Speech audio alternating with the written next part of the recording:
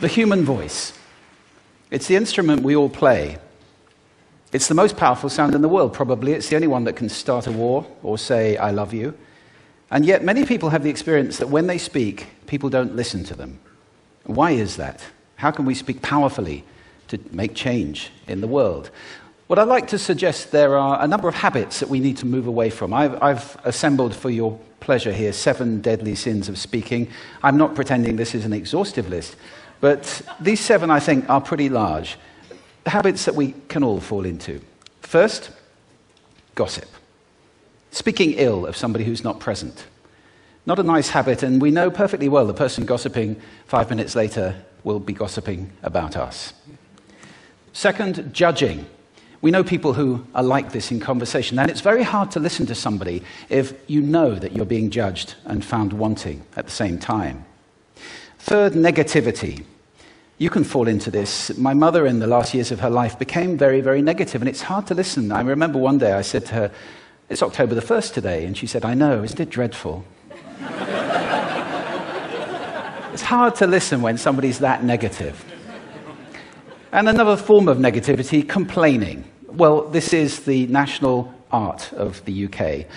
It's our national sport. We complain about the weather, about sport, about politics, about everything. But actually complaining is viral misery. It's not spreading sunshine and lightness in the world. Excuses. We've all met this guy. Maybe we've all been this guy. Some people have a blame thrower. They just pass it on to everybody else and don't take responsibility for their actions. And again, hard to listen to somebody who's being like that. Penultimate, the 6th of the 7, embroidery, exaggeration. It demeans our language, actually, sometimes. For example, if I see something that really is awesome, what do I call it? And then, of course, this exaggeration becomes lying, out and out lying, and we don't want to listen to people we know are lying to us. And finally, dogmatism. The confusion of facts with opinions. When those two things get conflated, you're listening into the wind. You know, somebody is bombarding you with their opinions as if they were true. It's difficult to listen to that. So here they are, 7 deadly sins of speaking. These are things I think we need to avoid. But is there a positive way to think about this? Yes, there is.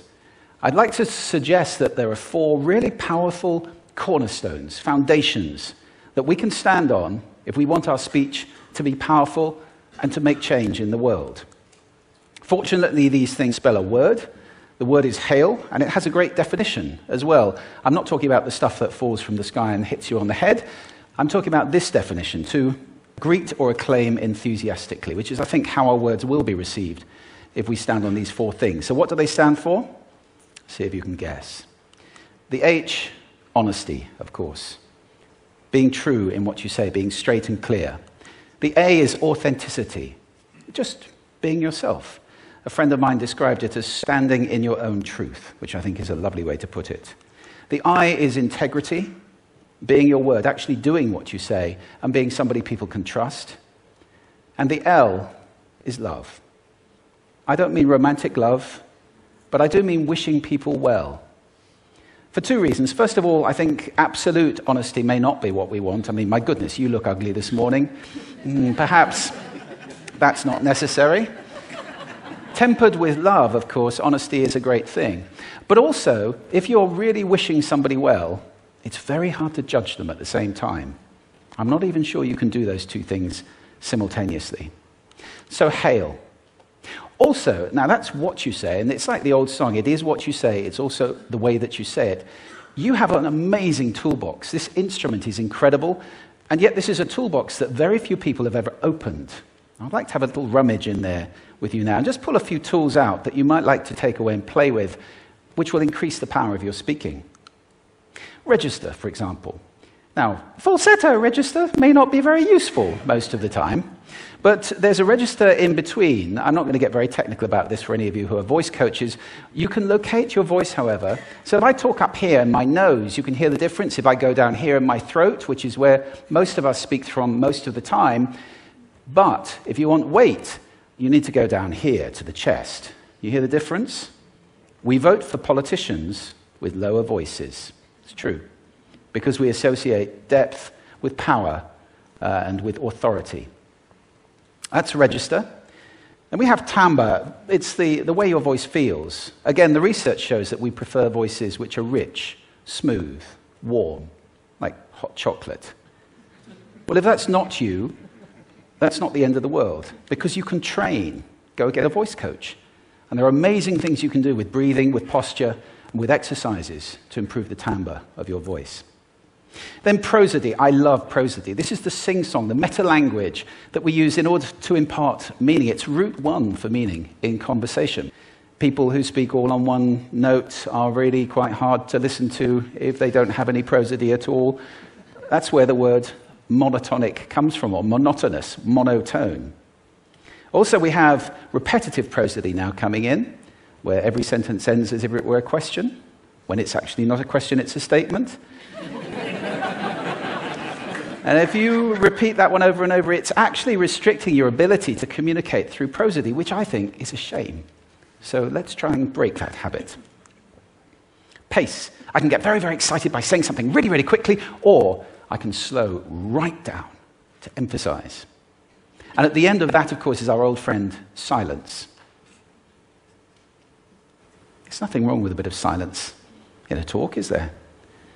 We don't have to fill it with ums and ahs. It can be very powerful.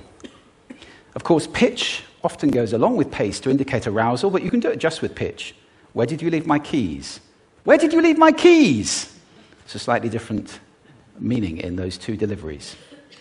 And finally, volume. I can get really excited by using volume. Sorry about that if I startled anybody. Or I can have you really pay attention by getting very quiet. Some people broadcast the whole time. Try not to do that. That's called sodcasting. Imposing your sound on people around you carelessly and inconsiderately. Not nice. Of course, where this all comes into play most of all is when you've got something really important to do. It might be standing on a stage like this and giving a talk to people. It might be proposing marriage, asking for a raise, a wedding speech, whatever it is. If it's really important, you owe it to yourself to look at this toolbox and the engine that it's going to work on. And no engine works well without being warmed up. Warm up your voice. Actually, let me show you how to do that. Would you all like to stand up for a moment? I'm going to show you the 6 vocal warm-up exercises that I do before every talk I ever do. Anytime you're going to talk to anybody important, do these. First, arms up, deep breath in, and sigh out, like that. One more time. Very good. Now we're going to warm up our lips, and we're going to go bop, bop, bop, bop, bop, bop, bop, bop. Very good. And now, just like when you were a kid. Now your lips should be coming alive. We're going to do the tongue next with exaggerated la, la, la, la, la, la, la, la, la. Beautiful. You're getting really good at this. And then roll an R. That's like champagne for the tongue. Finally, and if I can only do one, the pros call this the siren. It's really good. It starts with we and goes to or. The we is high, the or is low. So you go wee, or wee. Fantastic. Give yourselves a round of applause. Take a seat. Thank you. Next time you speak, do those in advance. Now, let me just put this in context to close. This is a serious point here. This is where we are now, right? We speak not very well into people who simply aren't listening in an environment that's all about noise and bad acoustics. I have talked about that on this stage in different phases. What would the world be like if we were speaking powerfully to people who are listening consciously in environments which were actually fit for purpose? Or to make that a bit larger, what would the world be like if we were creating sound consciously and consuming sound consciously and designing all our environments consciously for sound? That would be a world that does sound beautiful, and one where understanding would be the norm. And that is an idea worth spreading. Thank you. Thank you.